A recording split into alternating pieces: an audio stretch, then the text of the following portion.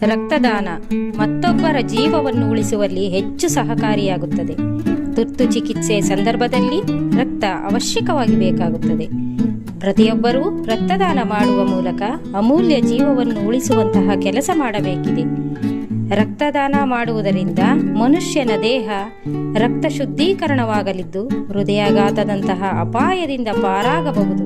ಈ ನಿಟ್ಟಿನಲ್ಲಿ ರಕ್ತದಾನ ಮಾಡುವ ಪ್ರವೃತ್ತಿ ಯುವಕರು ಬೆಳೆಸಿಕೊಳ್ಳಬೇಕು ಎಂದು ಪ್ರತಿಷ್ಠಿತ ಜೀನಿ ಆಹಾರ ಉತ್ಪಾದನಾ ಸಂಸ್ಥೆಯ ಅಧ್ಯಕ್ಷ ದಿಲೀಪ್ ಕುಮಾರ್ ಹೇಳಿದರು.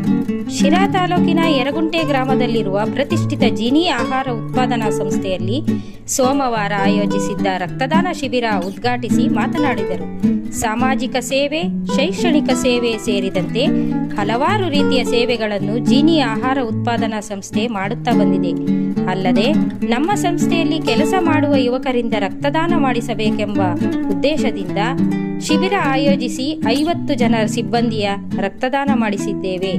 ಈ ಅಮೂಲ್ಯವಾದ ರಕ್ತ ರೋಗಿಗಳ ಜೀವ ಉಳಿಸಲು ಸಹಕಾರಿಯಾದರೆ ನಮ್ಮ ಸೇವೆ ಸಾರ್ಥಕತೆ ಕಾಣಲಿದೆ ಎಂದರು.